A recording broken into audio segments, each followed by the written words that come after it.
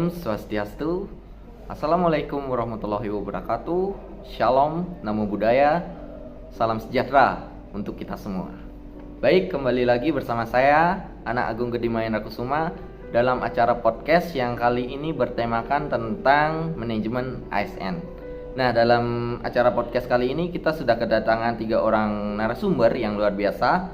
Yang pertama ada Anak Agung Friska Fridayanti, yang kedua ada Mbak Anita Papadja, dan yang ketiga ada Mas Ahmad M. Sahar. Nah, bicara tentang manajemen, biasanya yang ada di benak kita itu terkait tentang pengelolaan, organizing, actuating. Tapi kalau bicara tentang manajemen ASN, kira-kira lebih spesifiknya kayak gimana ya? Nah, untuk lebih detailnya, mari kita langsung saja tanyakan kepada 3 narasumber kita yang luar biasa. Baik, langsung saja ke narasumber kita yang pertama, Anak Agung Friska Fridayanti. Nah, menurut Bu Agung Friska, kira-kira bagaimana gambaran atau proses manajemen ASN tersebut? Terima kasih atas waktunya. Sebelumnya, Om Swastiastu. Jadi sebelumnya saya akan jelaskan sedikit tentang apa sih manajemen ASN itu. Manajemen ASN adalah pengelolaan ASN untuk menghasilkan pegawai ASN yang profesional, memiliki nilai dasar, etika profesi, bebas dari intervensi politik, serta bersih dari KKN. Suatu organisasi tentunya membutuhkan pegawai yang jujur, kompeten, dan berdedikasi. Jadi untuk mendapatkan profil tersebut diperlukan sebuah sistem pengelolaan SDM yang bisa memberikan jaminan keamanan dan kenyamanan bagi individu yang bekerja di dalamnya. Dan sistem yang digunakan ini adalah sistem merit, yaitu sebuah sistem yang efektif, efisien, adil, terbuka, bebas dari kepentingan politik atau individu ataupun kelompok tertentu. Berikut gambaran dari proses manajemen ASN. Yang pertama adalah penyusunan dan penetapan kebutuhan atau pemenuhan kebutuhan.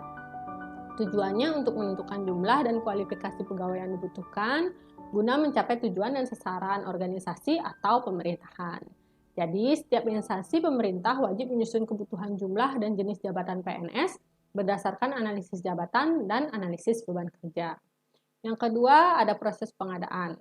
Dilakukan untuk mendapatkan pegawai dengan kualitas yang tepat dan berintegritas untuk memenuhi kebutuhan organisasi, yaitu dengan merencanakan pelaksanaan pengadaan PNS, mengumumkan secara terbuka kepada masyarakat, serta setiap WNI mempunyai kesempatan yang sama untuk melamar menjadi PNS setelah memenuhi persyaratan. Yang ketiga, ada penetapan pangkat dan jabatan.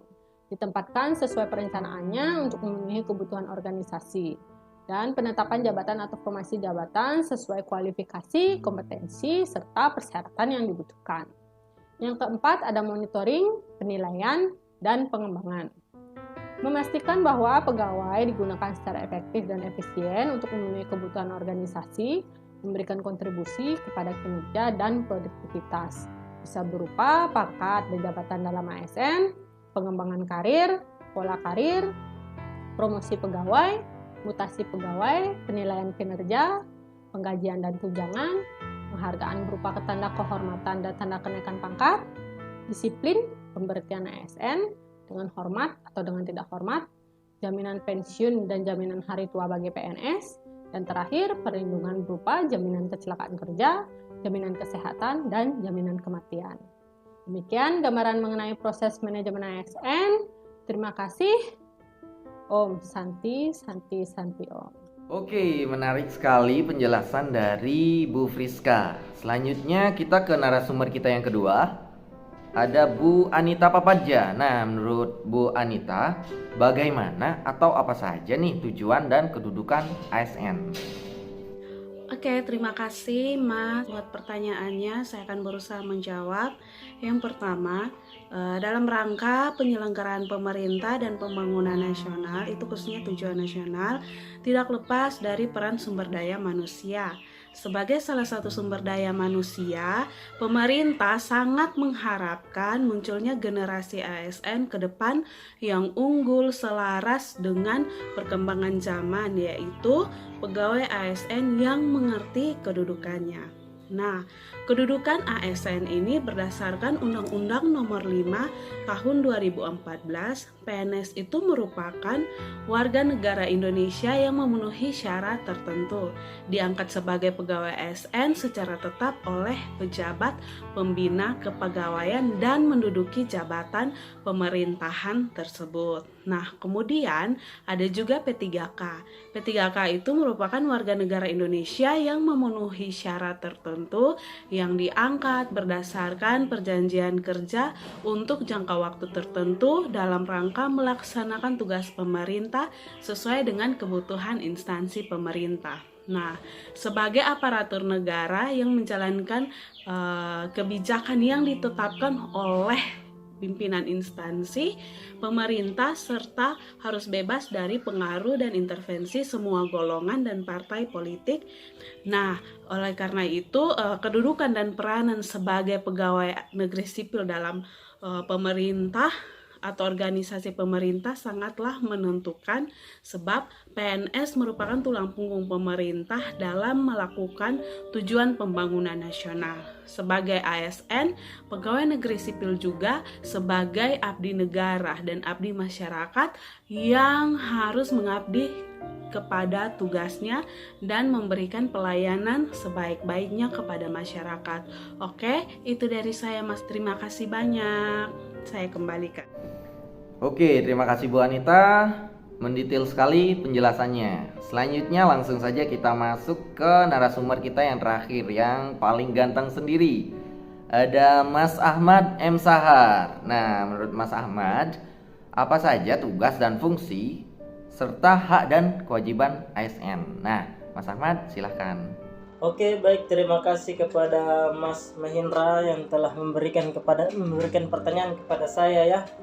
Jadi pertanyaan pada poin pertama itu mungkin yang saya tangkap, apa sih tugas dan fungsi dari seorang ASN itu? Jadi pada kesempatan pertama tadi kita tahu bahwa ASN itu terdiri dari ada PNS dan juga ada P3K. Jadi keduanya itu pada dasarnya memiliki fungsi dan tugas yang sama, yaitu sebagai pelaksanaan kebijakan publik, sebagai pelayan publik, dan juga sebagai perekat dan pemersatu bangsa. Jadi pada dasarnya bahwa dalam menjalankan tugasnya, yaitu ASN melaksanakan kebijakan publik yang dibuat oleh pejabat pembina kepegawaian sesuai dengan perundang-undangan yang berlaku, dan juga memberikan pelayanan publik yang bersifat profesional dan juga berkualitas. Dan yang ketiga adalah mempererat persatuan dan kesatuan Negara Kesatuan Republik Indonesia. Nah, terus yang berikut adalah hak dan kewajiban dari seorang ASN. Nah, kita tahu bahwa hak ini yang didapat oleh seorang ASN, dalam hal ini adalah seorang PNS, dia mendapatkan apa yang tidak didapatkan oleh P3K. Jadi pada dasarnya keduanya itu mendapatkan gaji, tunjangan, terus ada juga cuti dan juga perlindungan. Namun pada poin tertentu P3K tidak mendapatkannya, yaitu adanya jaminan pensiun dan jaminan hari tua yang dapat oleh seorang PNS, sedangkan P3K tidak mendapatkan itu. Nah, itu terkait dengan hak yang didapat oleh seorang ASN. Terus ada juga kewajiban yang dilakukan oleh seorang ASN. Pada dasarnya keduanya sama, yaitu setia dan taat kepada Pancasila, Undang-Undang Dasar Negara Republik Indonesia, terus ada juga Negara Kesatuan Republik Indonesia dan pemerintah yang sah. Terus menjaga persatuan dan kesatuan bangsa, melaksanakan kebijakan yang dirumuskan, dan lain sebagainya. Saya rasa itu yang dapat saya memberikan jawaban secara singkat ini. Semoga pertemuan kita semakin baik. Terima kasih, saya kembalikan kepada Mas Mahendra. Oke, terima kasih Mas Ahmad atas pemaparan yang sangat jelas.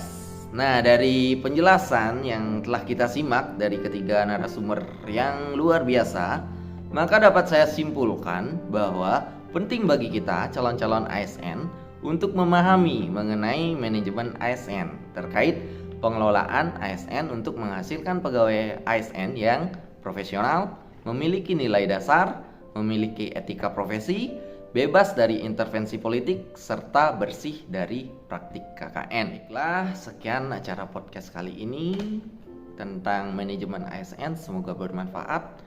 Saya Anak Agung Gede Mahendra Kusuma mengucapkan terima kasih dan mohon pamit undur diri. Om Santi Santi Santi Hong. Wassalamualaikum warahmatullahi wabarakatuh. Shalom, namo buddhaya, salam sejahtera untuk kita semua.